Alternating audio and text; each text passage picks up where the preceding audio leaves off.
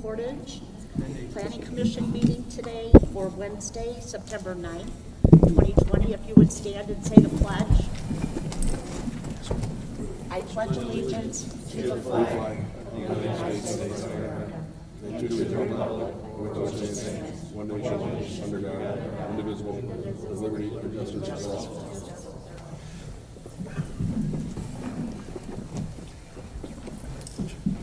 First here. Mr. Knudsen, could you call roll? David Adams. Here. Austin Bonta. Here. Tom Cherry. Here. Kerry Gunning. Here. Mike Hill.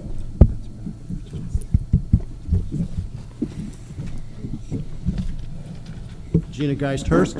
Yes, here. Luke Wyman. Here. Denise Little. Here. Has everybody had an opportunity to look at the minutes? And if there are no additions or corrections, do I have a motion to approve? I'll make a motion to approve. I'll second it. We have a motion and a second. All those in favor say aye. Aye. Aye. Opposed?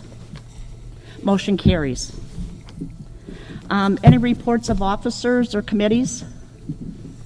Nothing at this time. Okay. If you could go ahead and call our first public hearing. We have M0220, Cynthia and David Lopez, 6979 Foxtail Avenue, Portage, Indiana, seeking to remove the 30-foot no fence limit from the plat on Lot 1 and lots 26 through 37 of the Prairie Run subdivision.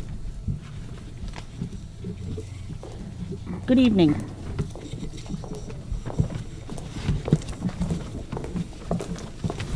If you could state your name and then, Can I take this off or leave it on? no, Okay. you have to, because other people will be up there speaking. Oh, okay, okay. My name is Cynthia Lopez. David, is that on?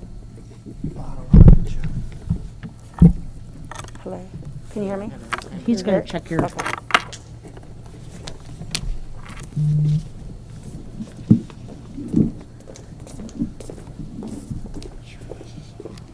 Oh, but it's not. There we go. Now we can hear you. Okay. My name is Cynthia Lopez.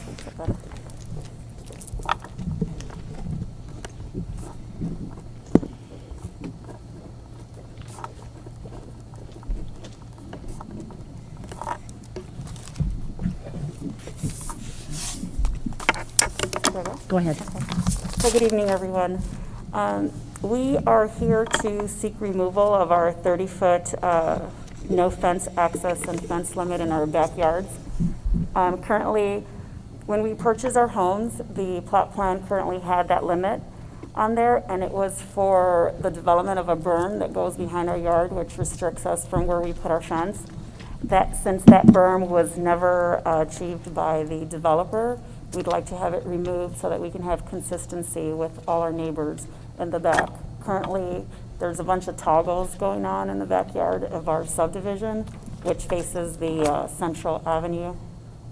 We're right across the street from the cemetery. I don't know if anyone's seen that. So what we're trying to do is just have a uniform appearance so that we all have our fence where we're able to put it to the property limits in the back. Okay. We do have a couple of residents here from our neighborhood that support that. And I also have another letter from a neighbor across the street that are not opposing it. I don't know if you need any of this or if you need to hear from Okay. anybody else. I will ask for them to come up and speak. Okay. But if you would like to read your letter from your neighbor across the street, that is fine. Okay. This is from David Wright. He's a neighbor directly in front of us on the north end who addresses the Planning Commission and says that he's in receipt of the notice of the public hearing. Although he's unable to attend, it says, please be advised that I have no objections to the Lopez petition to have the fence, to remove the 30-foot fence and no access limit on lots 1 and lots 26 through 37 of the Prairie Run subdivision. And it's just signed. Okay, thank you. You're welcome. You Don't said go all he's the way back, across the street? but just sit in the front row. You said he was And I across will the street? now, Yes, his Okay. address is.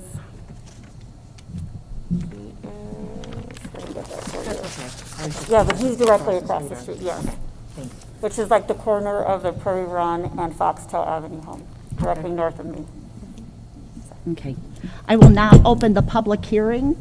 Is there anybody here to speak for the petitioner? And Mrs. Lopez, if you could just maybe sit in the first row Yes. chair.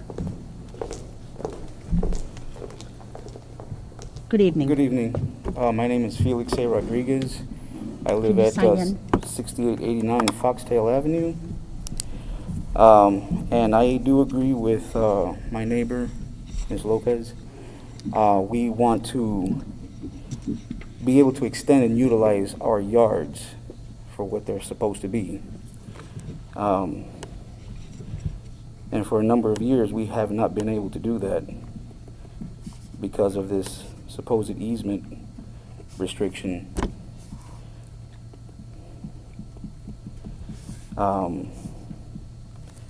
basically, that's what I came here to say, that I do support this, and I would like to see this happen, not just for myself, but for all of us that are there, so that we can all utilize our yards as they're supposed to be, family and everything, not half the yard and half outside. Okay. That's basically it.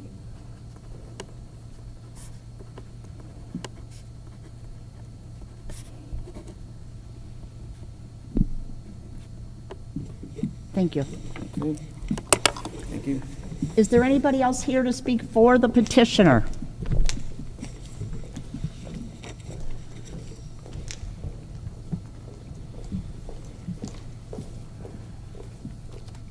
Good evening.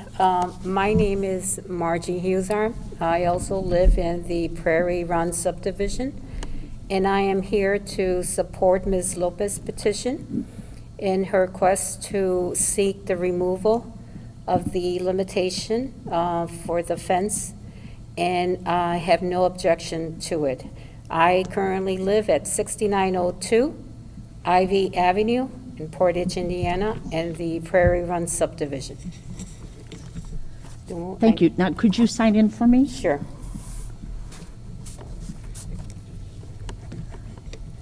Is there anybody else here to speak for the petitioner?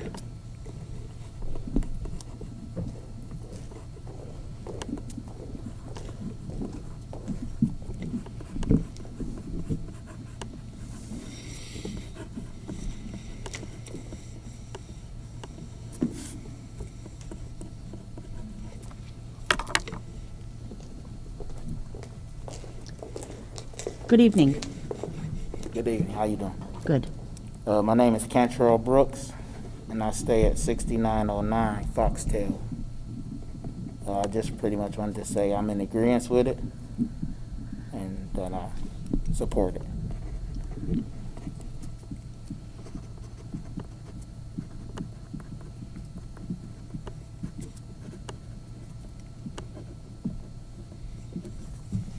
Thank you. Is there anybody else here to speak in favor of the petitioner?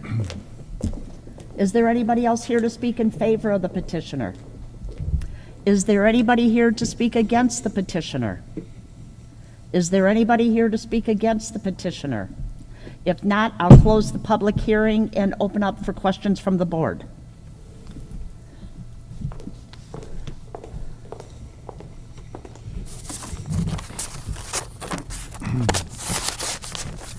From what I understand, just more of a statement, there used to be a berm there, and that was keeping all the water in. That's been removed, since been removed, and that you guys are looking to utilize that area that used to have the hill, or whatever, I guess it is called a berm. Well, it wasn't really a hill. It was very minimal. Yeah, well, yeah, but it was keeping the water in. And Right. I'm very familiar. I live on the subdivision behind that, so I have no other questions for it. Okay. One thing I can tell you that the developer never recorded his covenants. So what we're looking at here was just a notation on the plat. So if I lived on that side of the road and I had the traffic going back and forth, public traffic, I would want a fence as much as I could personally, so. Any other questions? Comments? All the neighbors have been contacted along? Yes. that? Okay. Everybody received a notice. And we also published the notice as well. Thank you. I'd like to make a motion to approve it. We have a motion to approve. Do we have a second? I'll second. We have a motion and a second. Mr. Knutson, could you call roll? Can we have discussion on that motion? Yeah, just to clarify there, are we looking at, if I understand it right, the motion that we want to do is probably something like amend the plat to remove the no fence limit for lot number 1 and 26 through 37 via recorded document, but also I think that we want fences to be allowed to be placed on the rear property lines for 26 through 37 and have that noted on the plat, or as noted on the plat? Very good. I think something like that in the recording document would satisfy the future to understand what was going on. David, are you okay with that? Yeah, but I can't repeat it. Is the second okay? That's fine, yes. This, Also include that that be put into a recordable document that we can then record also, so that when the plat's brought up, that we can also find that this was changed however many years down the road that may be. That way nobody will have to come back in 20 years. Correct. Yes, I'm fine. That includes that. Hopefully I'm not here in 20 years, Okay. but Scott will be here.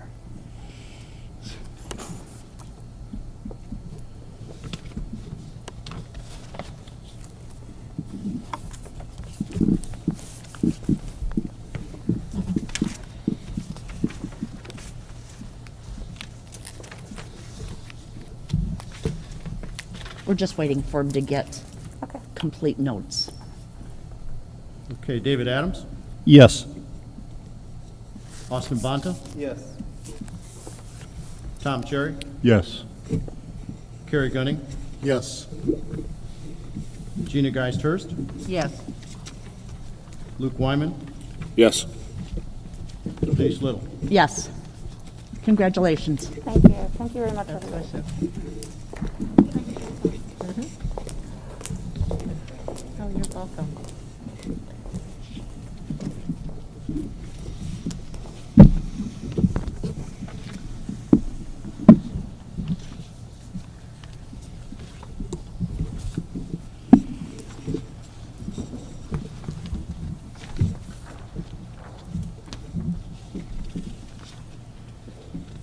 Our next petition is M0320, Matthew Watson, 3678 Lakeside Street, Portage, Indiana, seeking to place a fence in the second front yard of his corner lot in the Sterling Creek Park Estates subdivision, Phase 1, within the Sterling Creek plan development. There should be a page just for you. Oh, yes. Good evening. Good evening.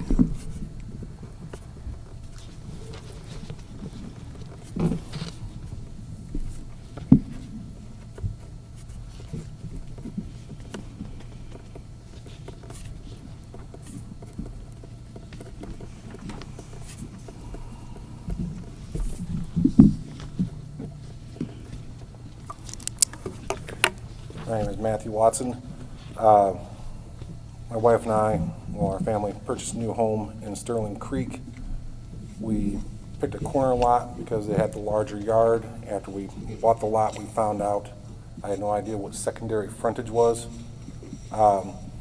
We're seeking to build 8 feet on the north side of our lot. I understand that crosses into the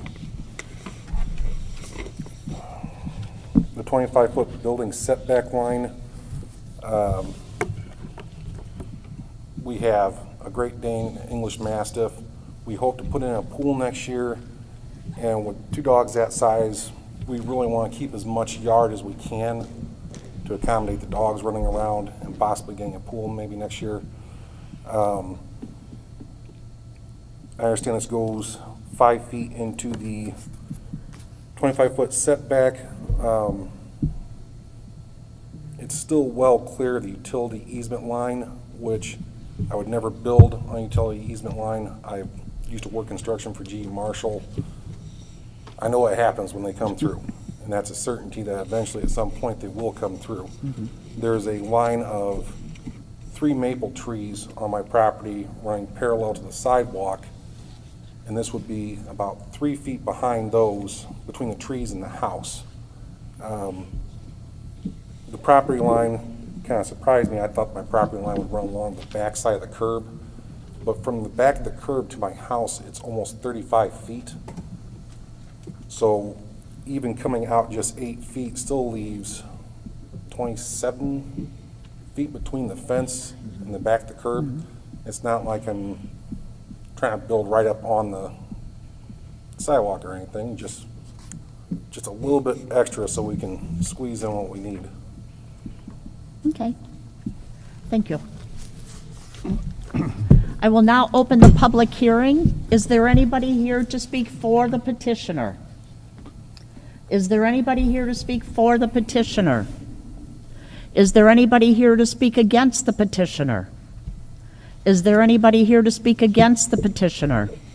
If not, I will close the public hearing and open to questions from the commission.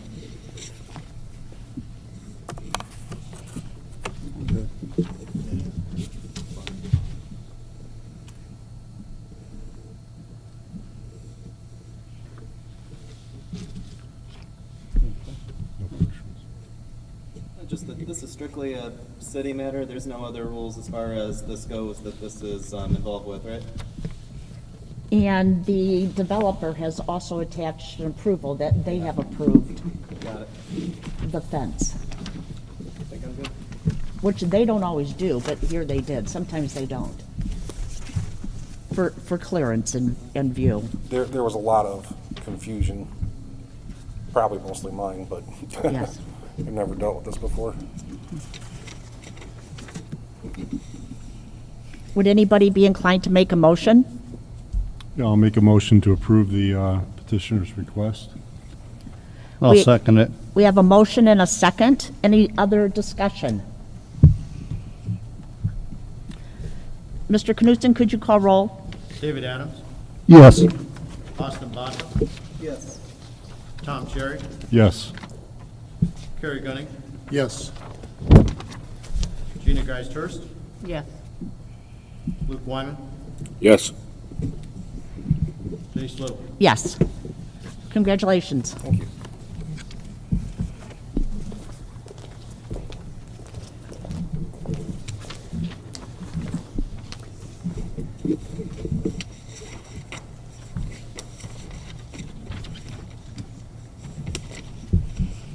Could you call our first matter of old business?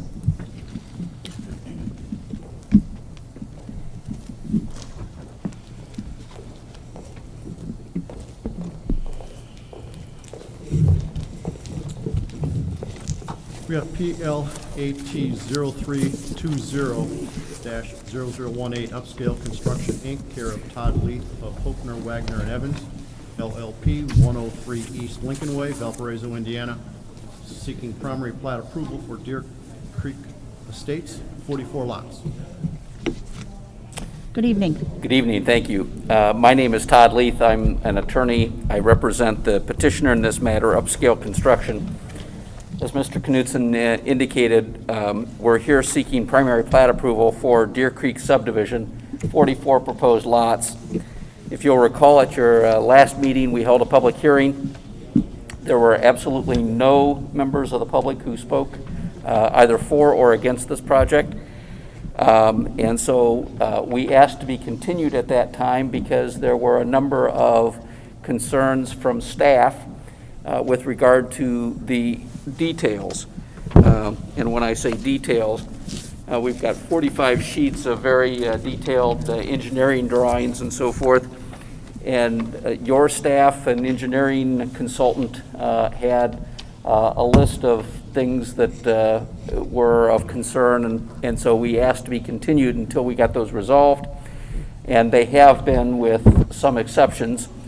3 of those exceptions are utility type issues, and we on September 2nd filed to the utility board for relief or variances on 3 of the issues, one having to do with the slopes in the wet bottom pond, one having to do with building setbacks from drainage facilities, and one having to do with the encroachment into the buffer yards for Willow Creek. And all of those are teed up for consideration by the utility board. So we would ask for your approval of the primary plat tonight, conditioned upon the successful granting of those 3 variances by the utility board. With that, I'll be happy to answer any questions you might have. And with me is also Charlie Ray from Dunlin Group, if you have any specific engineering questions. Okay. Okay, thank you. Not a public hearing. No, this is old business, so we continued them. I didn't know. That's why you're in charge. Scott, did you have some comments for us? You were working with the DRC on this? Yeah, so we have the issue that a significant portion of this proposed subdivision that's lying in the floodplain as currently outlined on our FEMA maps. So I understand that there's been some quite a bit of work in progress to go putting forth the calculations, I guess is the best word, to request the flood map be modified. And so I believe we've had some discussion today. Staff and I have talked a bit. I have reached out to their counsel. But at the end of the day, I think the issue here is that I do think we can potentially move this case along tonight, but I definitely think that it has to be contingent upon, if the Plan Commission were inclined, it would have to be conditioned upon them receiving the contingent letter of approval from the powers that be that would modify, which I believe is FEMA, which would modify the floodplain map to remove the structures and things out of the floodplain. Now that's just so everyone's aware, that is not an easy endeavor. That is not something that anyone takes lightly. The process that's underway is very significant as far as calculations go. So a lot of the plan will have a few more things in it, or quite a few things in it that we don't normally have in your run-of-the-mill primary and secondary plat. I do believe that by the time that contingent letter of approval is received, meaning if you do this plan and it's verified that it's put in as planned, that then we would remove the floodplain from this area, or we would move the floodplain back and establish a new line. That in doing that, you're going through the calculations of showing where you're going to get your compensatory storage. You're going to be dealing with finished floor heights, things like that, because they're going to be establishing the new flood line, and then the finished floor is going to have to be 2 feet above that flood line, along with all of the math that it's going to take to get, how much soil that's going to be brought in, how much soil is going to be taken out, because at the end, this is going to be a very significant plan that allows for the regulatory authorities to feel comfortable enough that if in fact it's constructed, that they're not in the floodplain anymore. So I think that if we were to not do that, I believe the issue is that if we approve it on primary plat, then that green lights them the ability to be able to put the infrastructure in, or begin the infrastructure, or at least parts of it. So it's a fairly significant issue, but I think it's something that we can potentially hurdle in this manner. Modification to the floodplain maps is not unheard of. It's not something that's never done, and this is how you go about doing that process, to show that either your math shows that the rough calculations of the floodplain is incorrect, and if they are correct, this is what it would take to bring these particular parcels out of the floodplain. And so, Are there any other ways besides going through FEMA? That is the okay. And I've done it twice, once in Holbert and once in Chesterton. And the Corps of Engineers had to come back and make sure that the foundation level was a foot above that floodplain. Right. So they would have to come back and recheck every single house before it had an occupancy permit?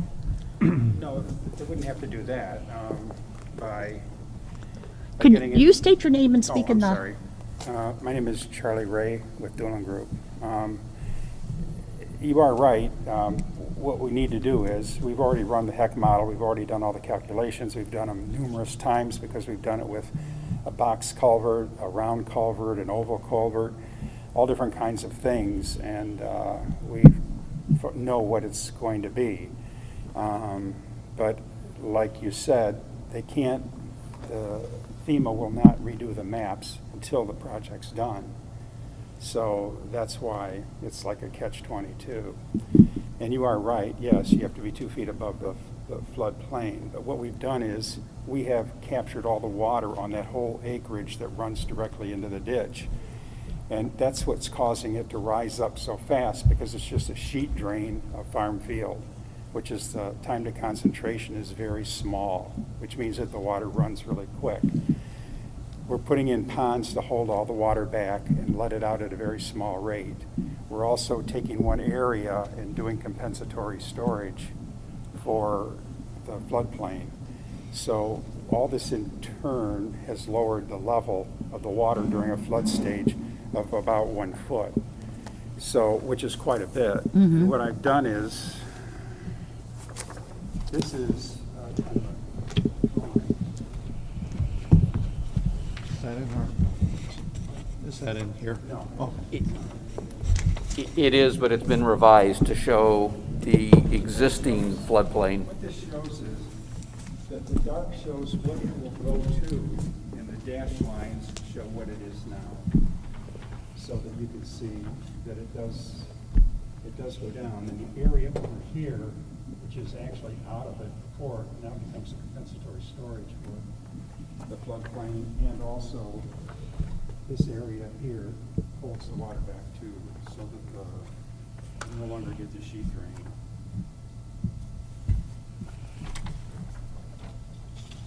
Do you have enough for everybody? I hope so. Okay. If I don't, I can Okay. I can send it to you, or give it to Kurt to give to. Thank you. So the dotted lines is what What it is now. What it is now. That is the floodplain now, and the dark area is what it will be. So there's a floodplain in their backyards in the center there? Thank you. Oh, there's a lot. It goes all along the back of Kimberly and Anderson. So really, what controls the water through this whole area is actually the developer's driveway.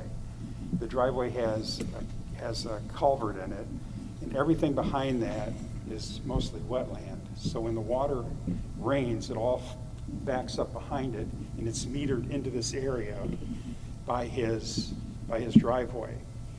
So what we do then is we figure out, okay, if we take his whole property, which drains directly into this pond, slow it down, so meter it in at just a regular, rain, like a 20-year rate, even less than that, then what'll happen is the water will come down and it won't shoot up real high anymore.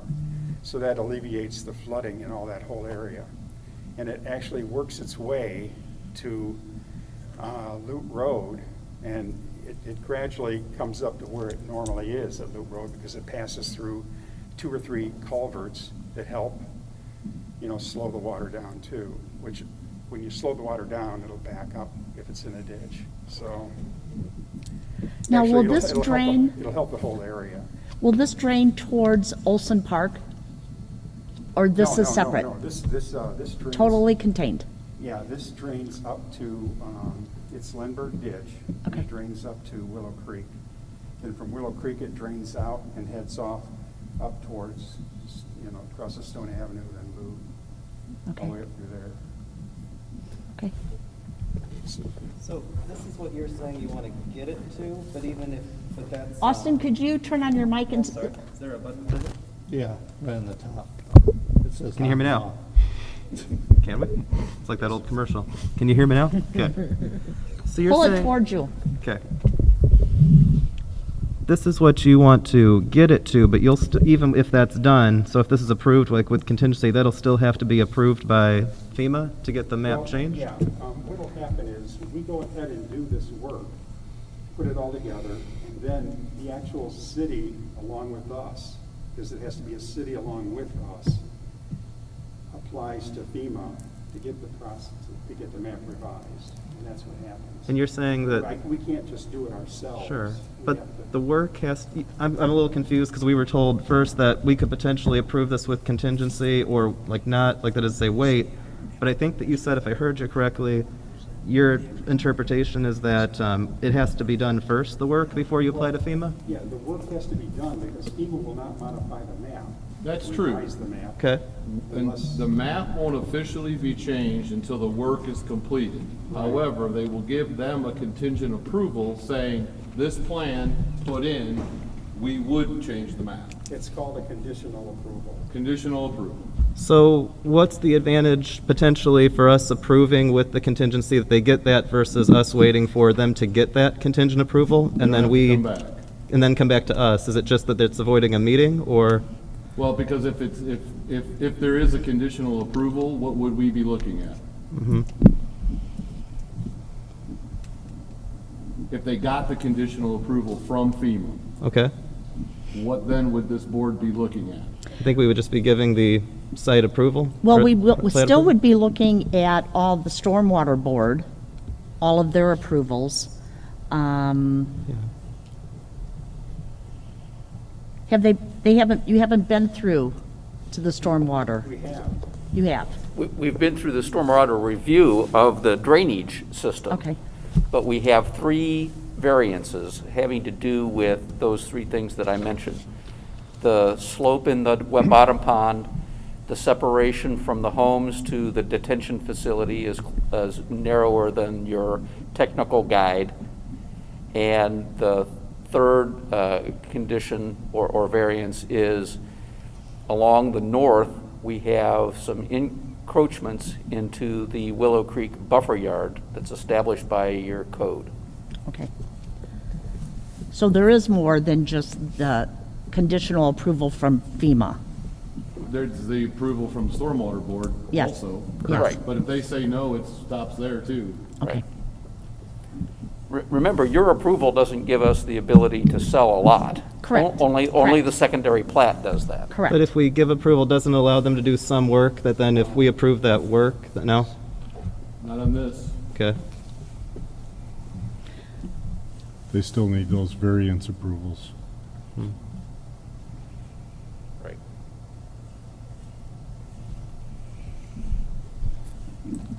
Were you at the DRC meeting? Was I? No, Austin's on that now. Oh, sorry. I was not at that Okay. particular, yeah, that's why I'm asking this question here. There wasn't a staff report on this one. Is there a reason that wasn't generated as far as what could have been looked at, or? Because the staff has been working on this since we got our comments together on, well, July 29th. some of those were late Friday, so it was basically over the weekend. The first set of comments from staff was July 29th, and I think there's been 3 revisions since then. So Mr. Ray and Dunley Group and the city, Mr. Knutson and Stormwater, Abamarsh is your consulting engineer on this. They've been working pretty closely to get the stormwater all situated, and a number of comments, very technical comments, have been exchanged, modified.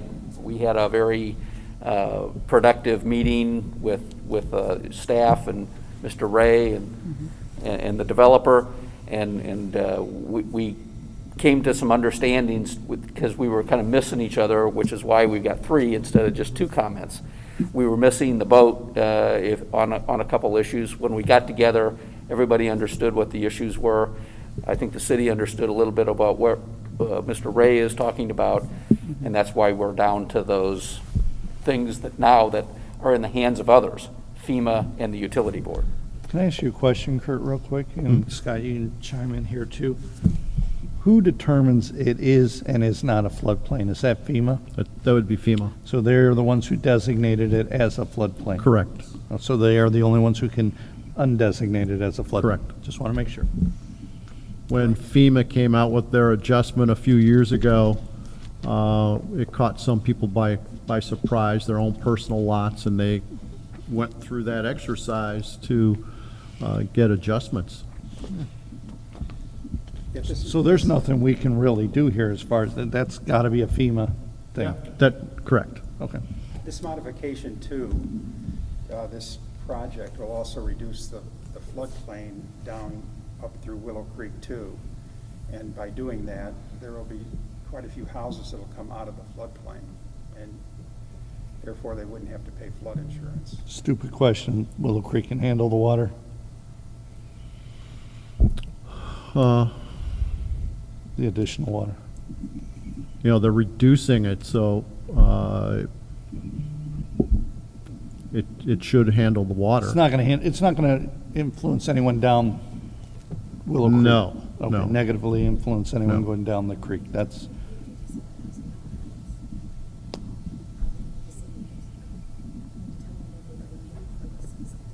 Is this exchange, is that okay? Sorry. Pardon? Somebody talking, is that somebody who's part of the development? Okay, just making sure. If you can go ahead and sign in. Which page do I sign in at? There's really not a sign-in sheet, no, just it's not a state his public name. Oh, I'm sorry. I'm Dan Ketwig. I'm with Upscale Construction. And I just wanted to let you guys know, the city actually hired Charlie's company to do this report. Because we had a lot of people that come in and complained about they found out they had to have flood insurance all of a sudden. They didn't even know it for years, till there was a big flood and stuff. So the city actually hired him to do this report for you guys. And now then when we had a meeting, they accepted that report and everything was good. What that does is all the way down, it takes that flood out of all them people's backyard. They don't have no more flood, and we haven't so far over there no more since some work got done. Well, you cleaned it out too. But yeah, and that made the huge difference. Some farmer filled the thing in with 12-inch pipes and they collapsed and, so it's huge difference there. But I just wanted to make sure that you guys understood that the city actually hired him to do this report. It's not something that we just made up off our heels. They hired for this report. He made the heck drawing. Everybody accepted that. But we do need FEMA stuff. We understand that. Right. But we was kind of under the impression that we're going to get something going and then get the FEMA thing at the end with that. That's what I was looking for. It's taken so long to get to this point where we're at, that with different changes and everything, it's kind of crazy if we keep dragging out. Thanks. When you said the city would have to apply with the developer for the change map, so how do I ask this the right way? What action from the city commits to that? Does us voting for the approval automatically mean the city then assists with that application? Or who makes that call and where does that come from? Whoever the city's designated floodplain manager is, probably the same person as the MS4 coordinator. I would think. And that person would then, through this, in the name of the city, apply for the map. They sign off. Yeah, me as an engineer, they as developers, we can't go to FEMA and modify a whole map through Sure, I'm just trying to ask, when you say apply together, I wasn't sure if that just meant that you get it from the city, like that's a step, or we have to actually commit together. We have all the calculations and everything, and we send all that in with the city on the application. That's how it works. So currently, the study that Doolin Group did was hired by the Stormwater Board. I'm not sure they approved it. They accepted it, but that has not been approved. I don't believe that they've done a engineering review of that yet. So Is that's a something- task that needs to be done. Is that one of the things that would be one of the contingencies we put on, is that Stormwater would approve that study, or is that a separate issue? they have to do it either way. Yeah. FEMA has to do it. Okay. Who is paying for all of the construction? The construction, The developer. the developer. The developer, the movement of the land, the change of everything, yeah, that's Right. what you're developing. Okay. It's not. What is everything that gets completed before FEMA? Can you speak a little louder? What gets completed before FEMA gets? You can't Nothing build is- until FEMA approves. Okay, I just wanted to make sure, because they were saying Well, something. not like- Or you would pay flood insurance. To be clear, the petitioner would prefer to have approval of the primary plat tonight, be allowed to begin construction and continue on the trail to get the FEMA map changed. That's what I believe they would want, correct? Yes, that is correct. What I'm saying is, and I think just to put it right on the table, at the end of the day, the issue comes, will the board approve primary plat under that circumstance, or will the board make it a contingency to require the conditional approval for the floodplain map? as it relates to just this development? Scott, and I think some people are maybe thinking, when you say construction, we're talking infrastructure construction. We're not constructing any homes. Well, you have to put the infrastructure in Correct. before we put the But I mean, homes in. there's a difference between And I mean anything out there. Right. Construction, roads, infrastructure, infrastructure, otherwise. correct. Yeah. But we're not, but to your point, we're not building homes, we're building roads, Correct. streets, utilities. Correct. But I- Detention ponds. But you need the FEMA approval before you can do any of that still as well, right? No, not necessarily. So you could be building roads and things, and then, hopefully not, but hypothetically, you could build some stuff like roads, infrastructure, and then FEMA tells you this doesn't work, and then you'd have roads, infrastructure with a place you can't build homes on them, or? I'm not trying to be alarmist. That would be the risk. That's That the was what risk. I- That would But be the that's, risk, that's our assuming risk, it went that not the way. city's risk. Sure, but for the city, if, just supposing that we said we wanted to wait until we had the FEMA approval before we gave permission for that, if, in that case, then if FEMA says no, at least then you've got like a lot that you could do something else with compared to a lot that's got finished streets or stuff that's begun on there. Am I Understand- correct, yeah, I or? understand what you're saying. Well, in their process, you know, if the board does a contingent approval, in the petitioner still needs a stormwater permit to move dirt. They have to go through a construction process there.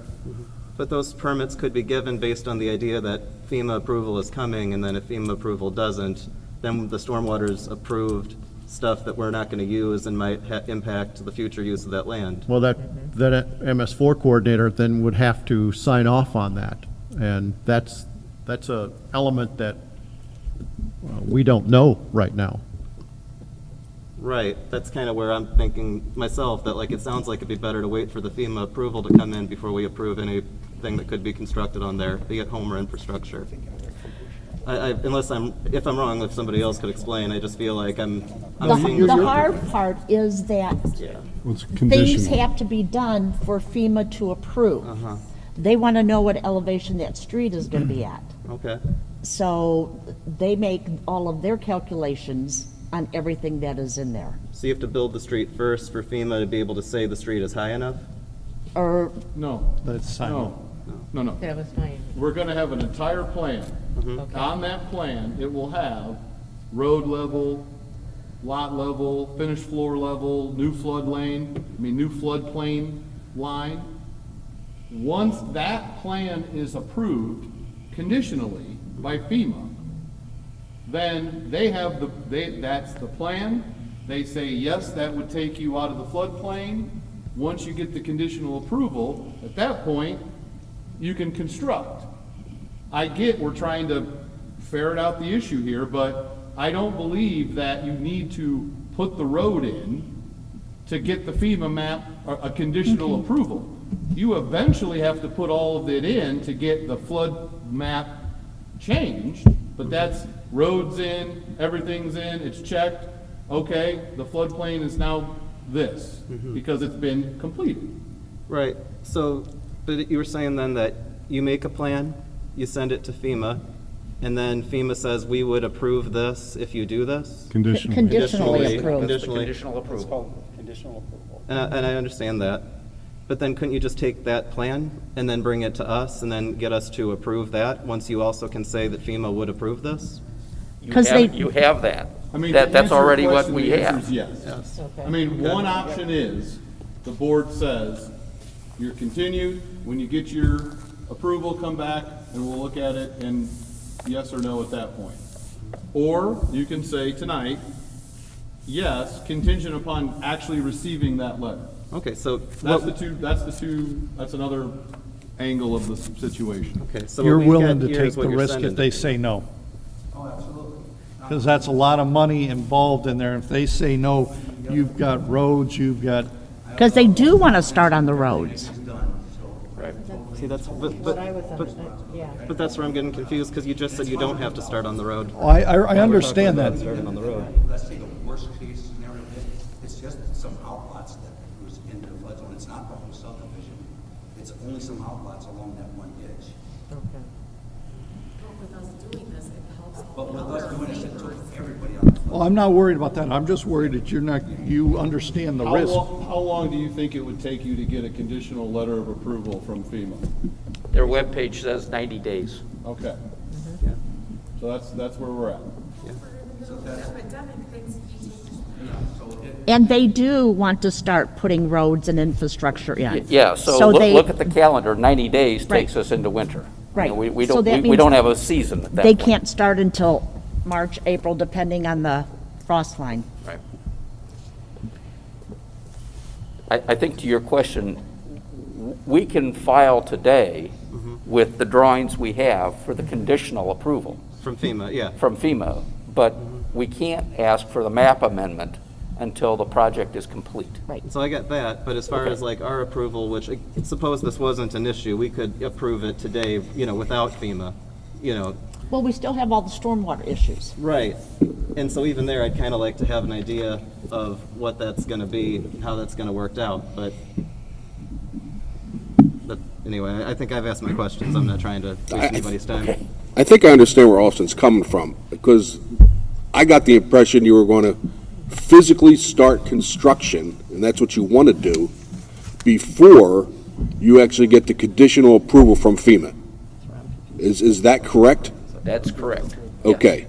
And I think that's where Austin's considering what happens if FEMA says no.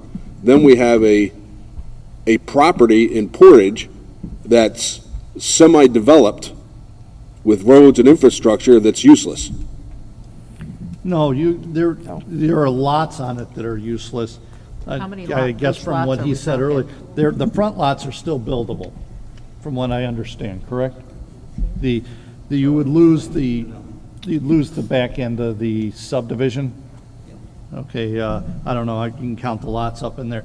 So you would not have a totally useless infrastructure in there. They could still build houses, they couldn't build as many, and it wouldn't be as profitable, but it would it wouldn't be an empty area, from what I understand. And I don't know the details of the stormwater plan, but our detention pond is X feet deep. And that works with the calculations to move the floodplain and the floodway to the map that Mr. Ray showed you. If, and we don't think this happens, but if FEMA says it doesn't work, it only moves the floodplain or floodway to a certain degree, not what we need, we just make the pond X plus something deeper, and that helps. Making the pond deeper wouldn't help, but raising it or making it a little bit bigger would.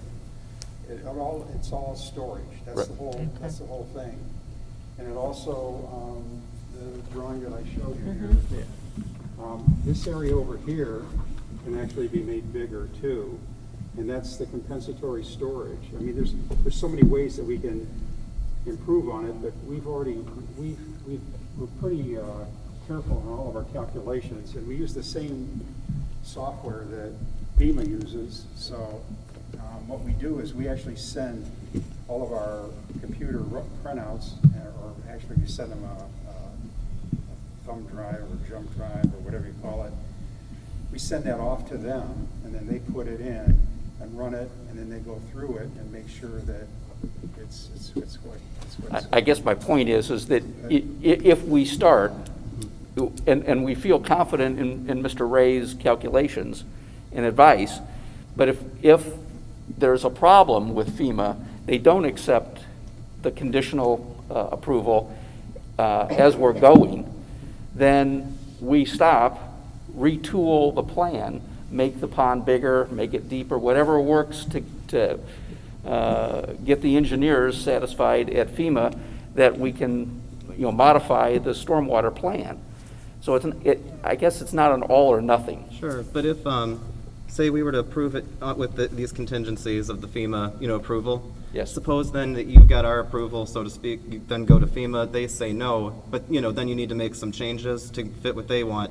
You wouldn't need to come back for us to make those changes And could those changes be potentially something that we as a board, I'm not trying to create any examples, I Sure. don't believe in doing that, but something that we might not want, or something that we wouldn't think is a good idea, but So- we've given you approval to do based on this? So the city has two approvals if we make changes. One, we can't change our stormwater plan without working with your stormwater engineers. And whether that's Abamarsh or whether that's someone else, but we've got to vet that all out with the city and their stormwater plans. But second of all, when we go back to FEMA, now remember they've said no, we go back to FEMA with our retooled plan, it has to be consented to by the city's MS4 coordinator. So you get two approvals at whatever else we do. If the lines on the plat that I'm asking you to approve tonight change, then I have to come back to this body, either with a secondary plat that's inconsistent with the primary, and in some circumstances, you can approve that if it's minor. If it's major, I have to have another public hearing for primary plat right here. So that's actually 3 approvals if there's a change.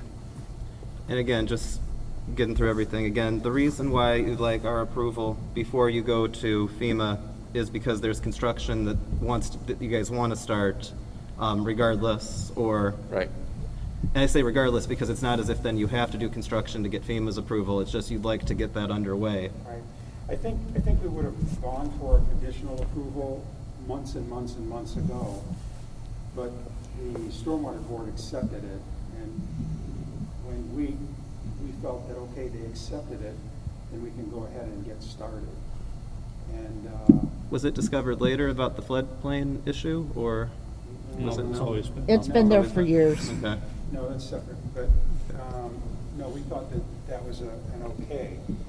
Apparently, I guess it wasn't, and that's why we're here talking about this now. If we had known about it, we would have sent it in months ago. Yeah, we were under the impression that when we got the first set of comments, that we would simply, it was noted to us that we had to do that, and we knew that.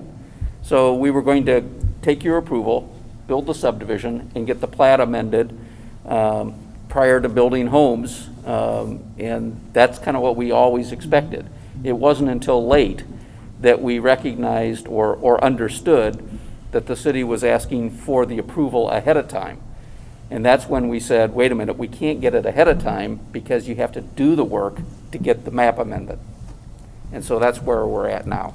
But you can get the contingency, or their contingent approval, and then you can do the work and get the map amended. We can do that. Is that, so it's just a timing issue about when you can get started?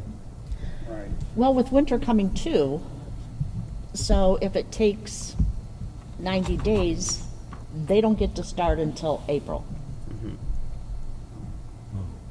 Well, yeah, they're not going to start in February, is what you're saying. Correct. You're I not gonna think start- they'd You're not going to be digging in February. like to get started. We're trying to start as soon as possible. We still got this year. It's just a small subdivision, it's just a circle, so it don't take much to develop this. Question. You mentioned that the city hired you? Yeah. City of Portage hired you. Yep. So are you representing the city, or are you representing the developer?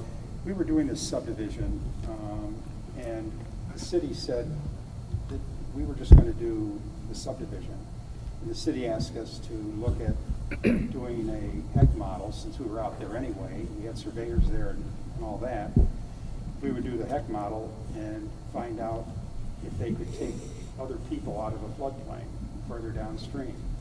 We said, yeah, we could do it. So we gave them a price. Actually, it was probably less than anybody else would charge because we were already out there on the site doing their surveying. So So you were surveying for the developer, and then the city asked you to do something else while you were there? Yep. And that was to do the modeling to show how it would affect downstream also, right? So what we did, we actually, a lot of people, what they'll do is, on a HEC-RAS or a stream model, what they'll do, they'll just use something like LiDAR, which is not as accurate. We actually sent surveyors out and shot all the way down through there, so we actually accurately got the stream width and all that. And we were able to take that, and then we put it in a model and ran all of it and took out what they could take out. In fact, we made the ponds a little bit bigger and more storage, so it would drop the water a foot. So that's what we did. So the part that you did for the city was about the floodplain? Yeah. That was done for the city? Yep. It did, I guess,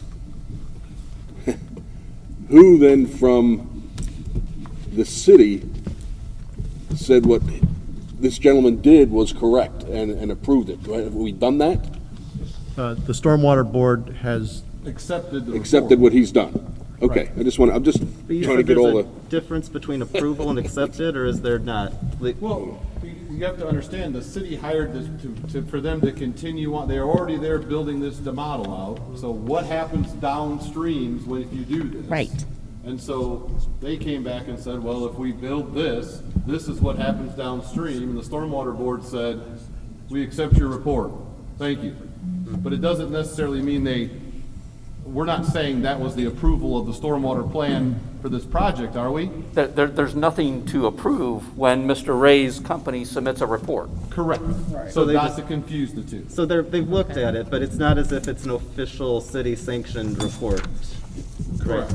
Okay. Well, I mean, it is, Well, but sure. it shows the Paid for it, effects of this plan downstream FEMA for the other homeowners that were upset because they were in the floodplain at that point.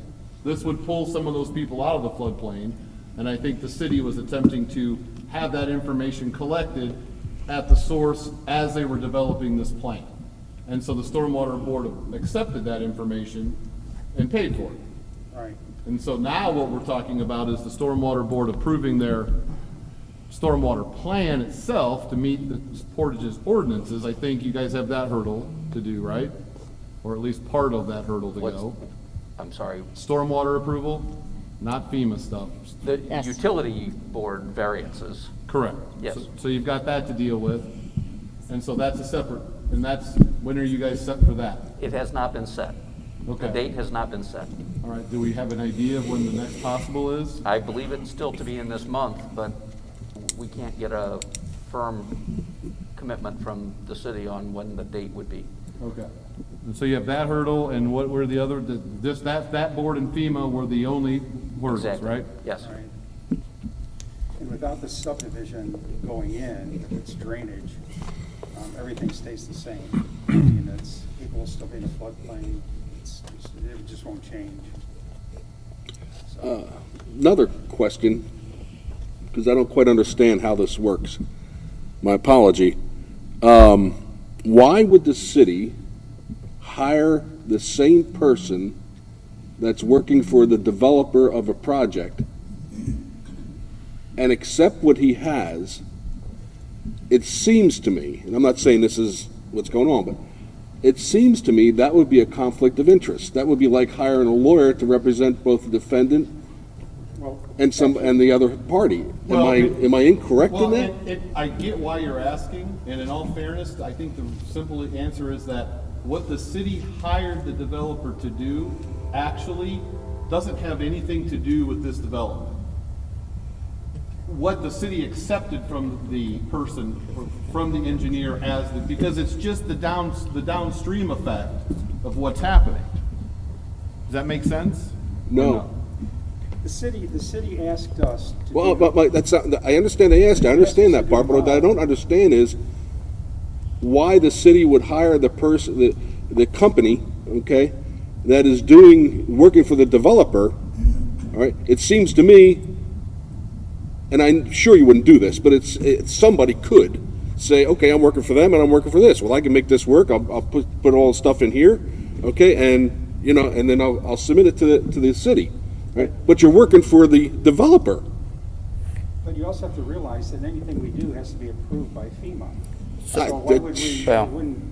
I don't understand how I guess I just don't understand the system of why we would do something like that. I and- think and maybe say I'm it a just being different way. naive, but The city became aware when the maps got refreshed that there was residents in this area that got gobbled up into the floodplain, which required them to have flood insurance.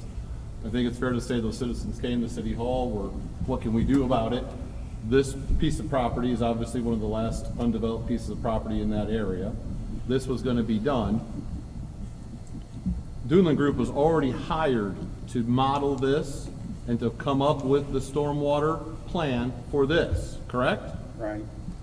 So once the city was aware of that, they said, fine, while you're there, boots on the ground, you're getting your measurements, continue, we don't necessarily care what you're doing. We're not approving what you're planning on doing in the subdivision, but as you do your plan, go ahead downstream and tell us what will happen. Will it become much better or whatever downstream outside the boundaries of the development? So the city paid for Dunlin Group to tell us what that is outside the development. Yeah, I understand they did that. I don't understand why they would have used Dunlin Group, but I do understand they did that. Okay. All right, Can that's I- my point, no, because I you're don't not think what, you're anybody's having trying to say anything about you. I think it's fox the watch the hen house. appropriateness, and again, that's nothing on you But- yourself. That's what it comes down to. But in fairness, Okay, let's not have side conversations, because it's hard to hear with everybody with masks but to in begin fairness, with. this was informational for the residents. It wasn't past their development. What the city was paying for was to be able to tell everyone else down here what, according to this new map, was going to be able to accomplish for them. It wasn't approving building, it wasn't approving a road, it wasn't approving anything else. It was, I think, basically, you're there, we would like to be able to tell the citizens this. I I do. understand your point, I do. Okay, But I all right, I'm just trying to make the differential between. I understand why they did it. I Yeah. do understand why they did it. I shouldn't say that. I understand what they did, I don't understand why they did it. If I can make, Exactly what they did. one thought came to my mind. When Mr. Ray and his company designed the plans for this subdivision, their skill is both art and science. Okay. All right? Okay. What the city asked of Dunlin Group is pure science. Tell us what's happening downstream in today. But they're not asking, the city didn't ask his artfulness to create a plan for the future. Just tell us what's happening downstream, and that's science. And so he can't change or have a conflict with science. The data is the data. I guess that's kind of the way I would try and answer your question. So nothing the city paid for had to do with what would happen in the event of like a further development on the property? The subdivision stands. No, Right. that study was done prior to And I can tell this you development. that Chesterton, Hobart, Portage, they are, because when the Corps of Engineers went and redid all those floodplain, they used the old markers. They did not survey anything. So they didn't go and look what was really happening. So I think to answer, that's totally separate what we did. If they do this subdivision, can we take these 10 houses out of the floodplain and save them $1,200 a year, which is what the citizens want? Okay. Does that explain it? No? For me, or are you talking about Austin? I'm not sure which one. Me? No, my just point is, you hired the same company for working for two different people, and the job of the city is to make sure things are done correctly, but you hired the organization that's working for the builder, okay? That makes no sense to me, okay? Because you know, and as well as I do, there are unscrupulous people that fudge things to make things work, all right? And I'm not saying that's what's going on. I'm just saying that it baffles my mind how this, I understand the reason they did it, because it was probably cheaper, okay? But it baffles my mind that when they want the city to represent them, they're having the same guy represent both parties. But Makes no sense to me. They're two I'm sorry. totally different. Maybe I'm naive, but that makes no things. sense to me. I might shed a little something on this, but at the city meeting, there was a bunch of people that come complaining there's in a flood zone. And at the time, I was trying to buy this land and looking for a development to do. And that's when they decided, hey, they can get Dunlin Group to do the work out there.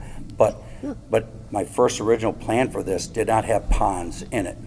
So now that Charlie's done that work, it takes the ponds to be there to this. So my subdivision cost went up $460,000 more than I'm paying for my subdivision now, because to get everybody out of the flood zone. So that burden's on me with that. I'm just letting you know that, so no one would think, well, Charlie did something me a favor. You know, hey, I'd worked this out again for you, because it didn't work out like that. I can tell you that. It didn't work out close to that. We are so far over budget, but it's something that I wanted to do, a beautiful subdivision in this town. That was my goal here. Be better than anyone's done for this city. This thing's gonna be terrific. That's all I wanted to add. Thanks. Yeah. And don't misunderstand me. I think Charlie probably did a perfect job, all according to Hoyle. I'm not saying he didn't. I just don't understand why the city would hire the same people. Understood. That's all. Other than the fact to save money. And that's a poor reason to do that, in my opinion. Hey, Kurt, do we have a staff recommendation at all? When we came in tonight, we were trying to get the thoughts of the two attorneys. Right now, in my, if you gave a conditional approval, I mean, they still need the stormwater variances. The 3 variances. Right. Correct. They still need the MS4, you know, to sign off on the stormwater permit. Right. They need that to move dirt, along with your conditional approval. So there are other hurdles out there that have to happen. Right. So I believe those, there's maybe a couple other line items that might need to be addressed. But by far, the stormwater issues need to be resolved by the stormwater board. Those 3 variances. Right. Okay. And what were the line items that you were concerned about?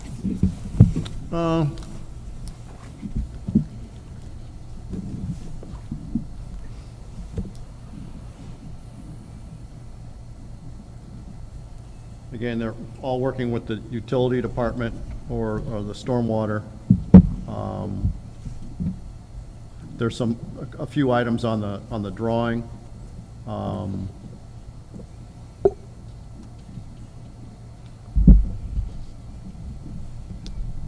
And our engineer has made a comment, again, about some drawing items. But those aren't. We would definitely want to add those into a motion. Yeah, I think that would be Okay. what you'd want to do, is Yeah. the outstanding items that we have identified, the staff. Can we share them, so in case somebody wants to make a motion?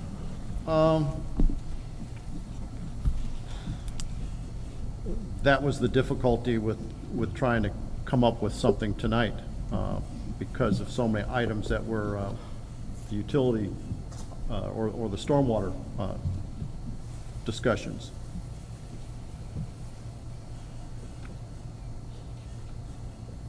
Are they minor drawing issues primarily?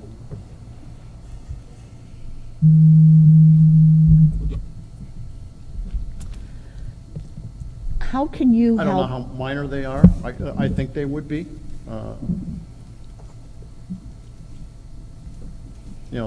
Replace the detail sheet with a plan set that had been edited. That's our standard detail sheet. Again, most of it is direction from the stormwater board.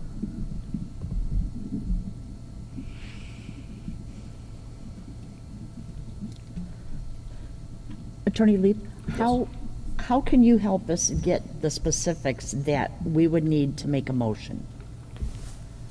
My recommendation is that your approval be conditioned upon the granting of the 3 variances that we applied for on September 2nd.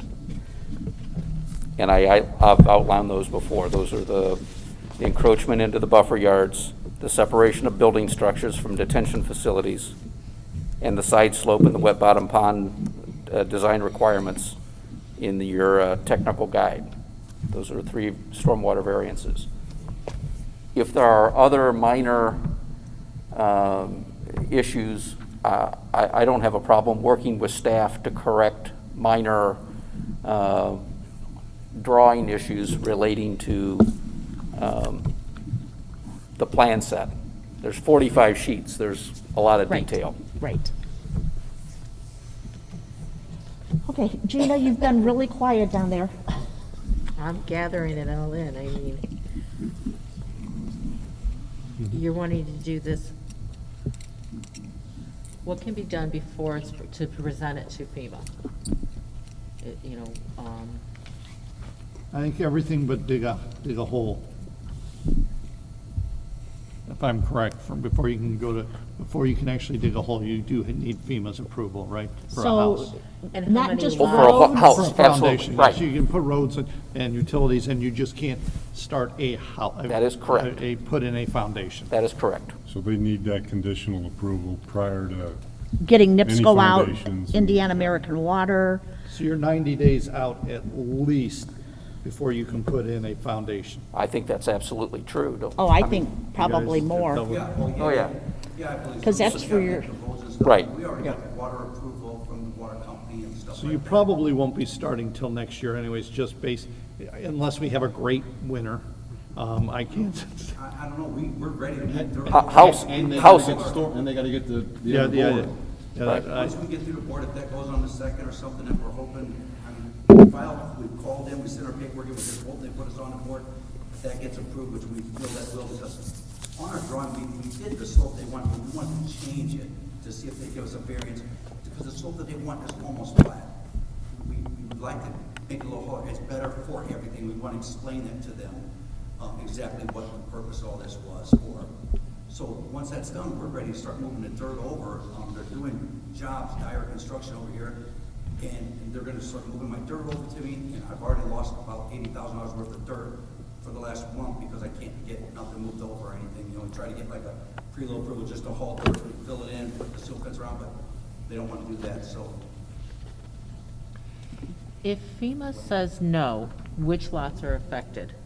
How many lots are affected if FEMA were to say no? Those ones in the back there, I think I was trying to count them, I think like 5 or 6 lots. Yes, sir. And then the last thing is, I live there too. I just built me a great big house right And there so- on that property.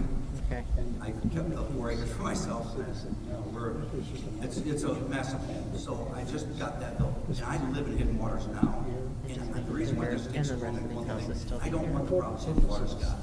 I don't want the problem with drainage, so that's why we did all this research, we did all this to make sure everything is perfect for stuff. That's why we would like to get the variance for the pond, we can do the ponds like they want it, no problem. But we'd like to make it right, we don't want to make sure we don't run into these difficulties that other people have that we found out.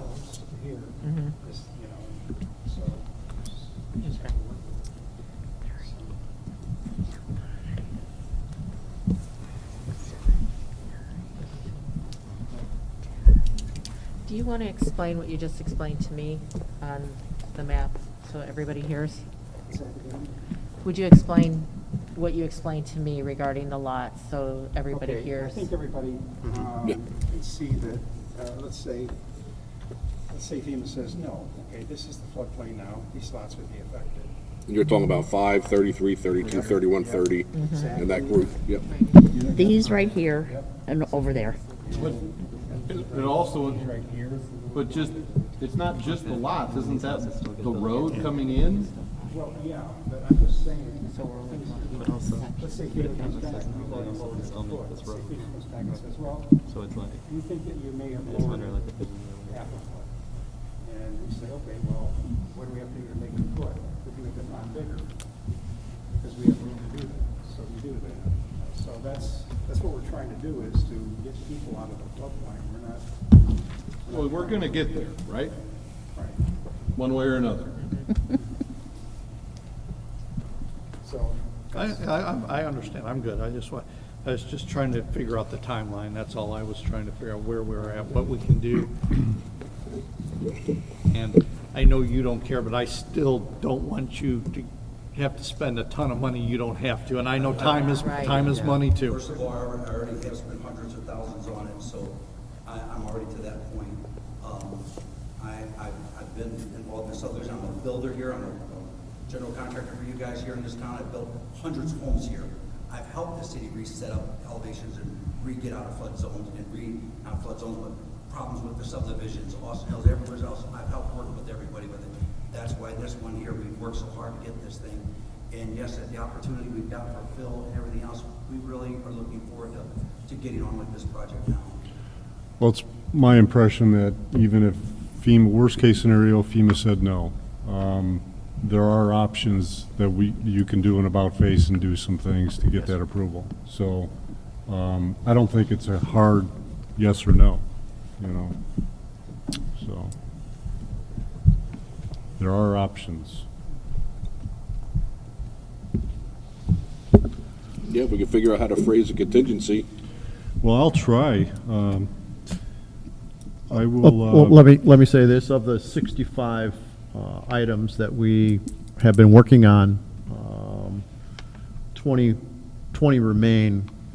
points remain to be attacked by staff and the developer. So 20 line items. Yeah, 20 line items. Can we group them The together, major- or do we have to list them out? We should just group them together in one approval instead of making them separate. Scott, would that Do you have anything written on Drop that.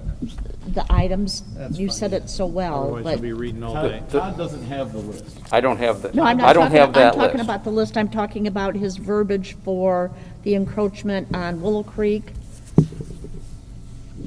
We've got the slope of the pond, the encroachment on the Willow Creek. So it is the, Let's get Kurt so that somebody can write it down. well, if Mr. Knutson was using the same numbers on your list as you were on August 18th, Correct. it's number 33, number 39, and number 51 are variances. Okay. And those are all stormwater and utility? Yeah. But the other ones are The other 20 are with the DRC? correct. I thought them were already taken care of.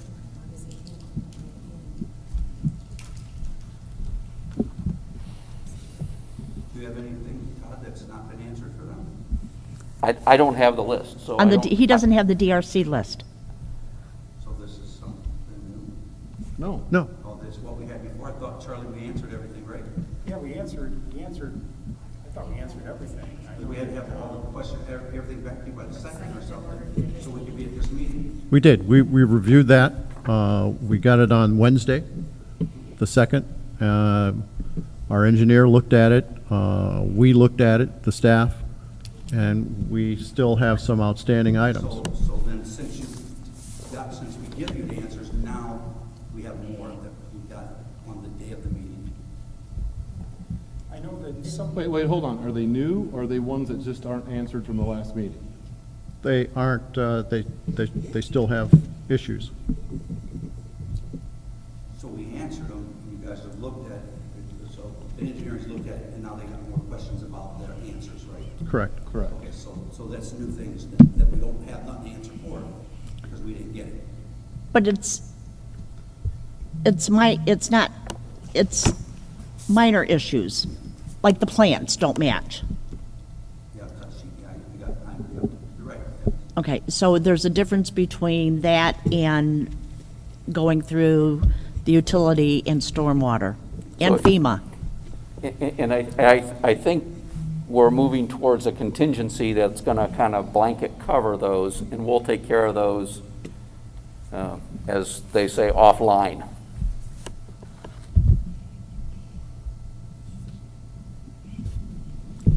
Would you like to try again? I don't know. It's starting to get a little.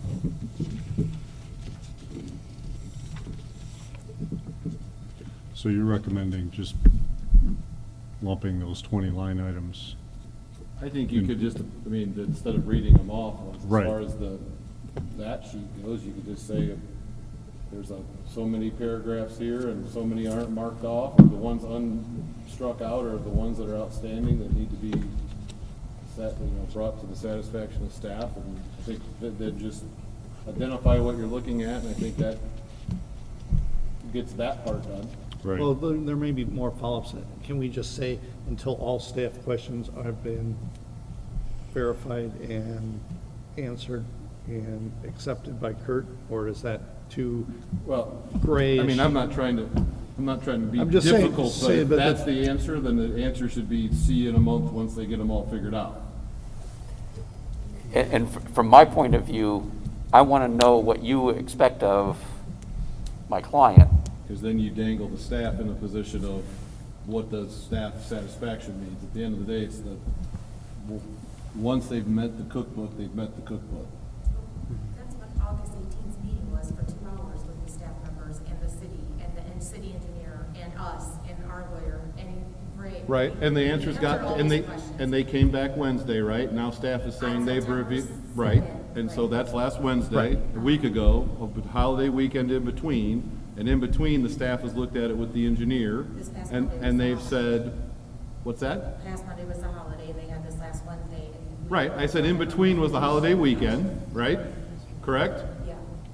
And in between was the holiday weekend, and now staff has looked at it with the engineer, and they've said that, it's not that nothing was answered, is that maybe it wasn't complete. And I don't even know what the 20 things are, but they're not sprouting new things, it's just whether or not all of the questions were answered to the satisfaction of the engineer and staff.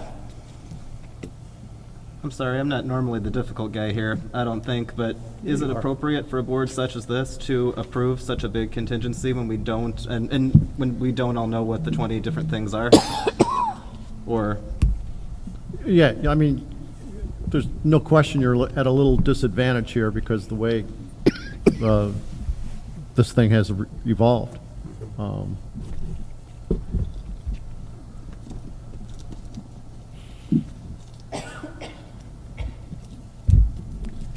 Maybe a continuance is appropriate to resolve some of these line items. The developer still has to go to the stormwater board. That gives an When could you have those line items to the developer? Pardon me? When could you have those line items to the developer? We can have those tomorrow. Okay.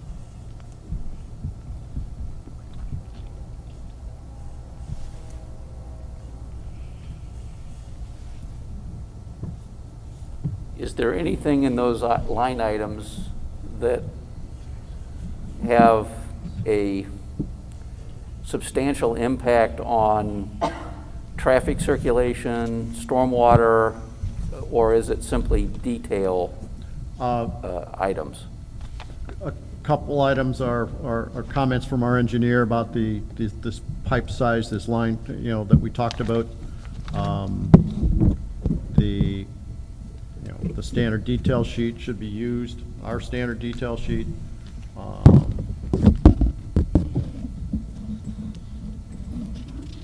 mean, we were, when we had our all-hands-on-deck meeting, we really got into the weeds, quite frankly. I mean, we were talking about the size of the crossbar grates on the end of a stormwater pipe. So you're on the agenda for the stormwater board to address the buildability of those lots 2, 3, 28, 29. Again, I can't get a response as to when we're going to be heard by the utility board, but we filed on September 2nd. Yeah, that's all I'm asking. Yes, we That's have. one of the items. Say that again, which item? That would be the buffer requirements for. That's item 33, yes. Correct. Yep. Separation of building structures from stormwater detention facilities less than 50 feet, item 39. Yep. And the side slopes in the wet bottom pond, item 51. Yep. Those are the three things that we teed up for utility board. And one on here is for the ADA ramps. They were relocate ramps to intersections behind the stop signs, not in front of them. That's really small stuff. But that came up, and that was part of your resubmission. Yeah, we did that. That was done. I know it was, because I saw it. I checked it. So the response here is the Department of Community Development will provide sketch to Dunlin Group to incorporate into the plans. Okay. So that's one of the 20 items. There, We put it at a road that they don't need to be, they want us to delete them, to delete the handicap ramp, so it's not like they're adding, asking us to add them. Correct. correct. It's just housekeeping. Yes. It looks like it's, Yes. I'd say I know you guys all got your job you gotta do, and I understand totally. I don't know if my budget can keep prolonging this any longer. If I lose out on this $80,000 worth of fill the hall over, I think I'm gonna be over budget to even do the project. I just won't be able to take any more hits like this that I got planned. We're not asking to build homes, we're just trying to get a structure in, started, so I can get the bill and move it over and stuff.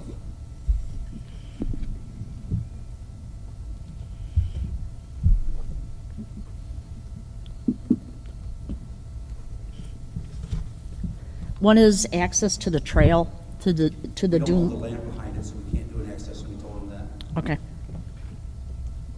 Yeah, why would that still be on the list, Kurt? I mean, I thought we resolved that in our meeting.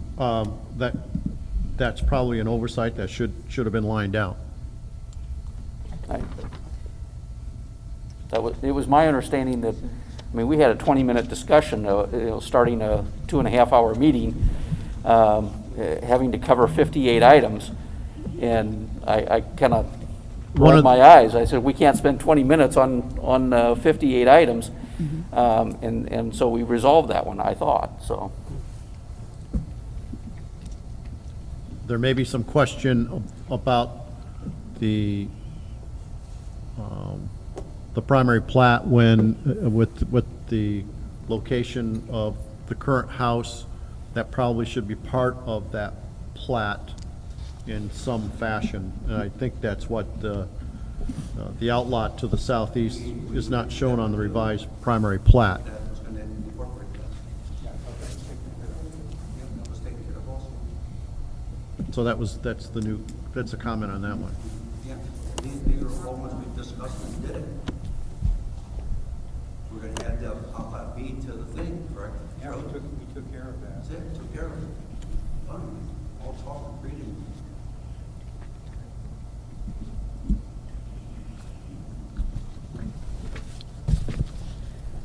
Well, even if it's repetitive, we still have to clear up the list with the city. I understand, and we have to check those boxes, I understand that. And prove that But they were.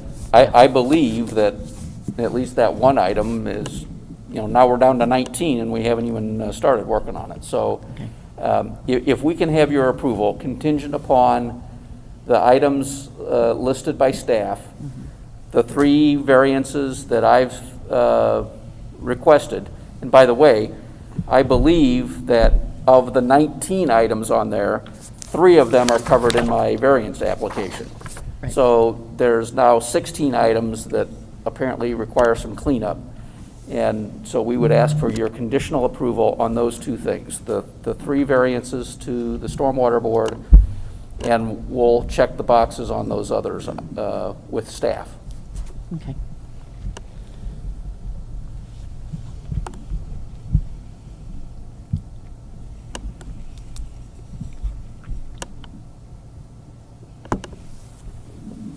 Are you going to try to make a motion? You started. Tried 3 times. Well, I'll give it a shot. I'll make a motion to approve the primary plat contingent upon 3 variance approvals, items number 33, 39, and 51, and also the resolution of the staff line items as noted in the September 7th, 2020 letter to Todd Leith. Does that cover? FEMA. Motion? FEMA's gonna have to do it either way. Well, we still need to say FEMA in there. Well, I'm making that motion to approve. Do we have a second? I will second. We have a second. Any additional discussion? Kurt, could you read our motion just so everybody's sure what we're doing? We have a motion to approve contingent on the 3 variances requested by the Stormwater Board. And a resolution, or 3 variances as noted, and those are numbered on the list as .33, .39, and I believe .51. And resolution of those outstanding items in the September 7th memo. Those are the contingencies. And we don't have to have the clearance of FEMA? Yeah. Okay. Yes. Was that in there too? I missed No. it.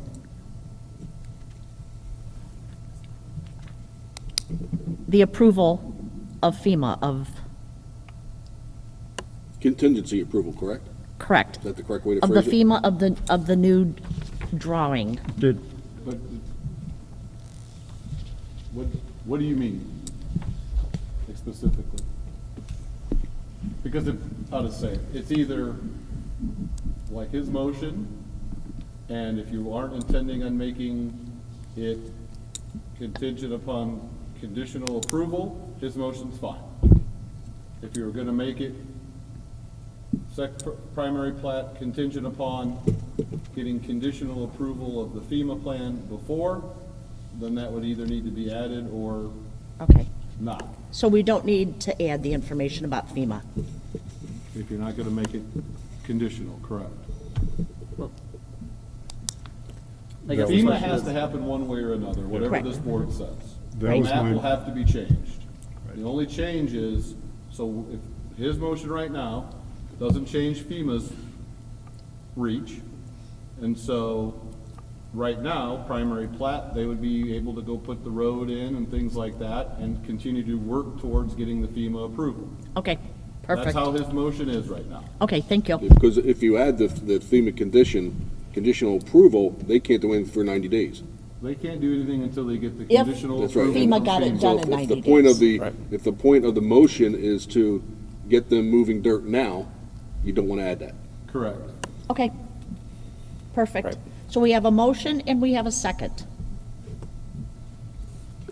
okay. Any I'm gonna additional ask you to discussion? reread that. Did we add the FEMA or not? We did not. No. We did We not. did Okay, not. just want to make sure we were going back and forth. No. The 3 variances from the Stormwater Board and the resolution of the remaining items in the September 7th memo. Could you call roll? David Adams, Yes. Austin Bonta, No. Tom Cherry, Yes. Kerry Gunning, Yes. Gina Geist Hurst, Yes. Luke Wyman, Yes. Denise Little. Yes.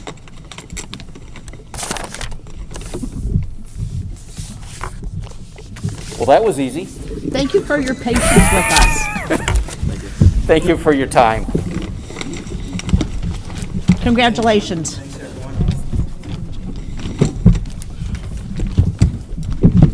More importantly, grandson scored a goal.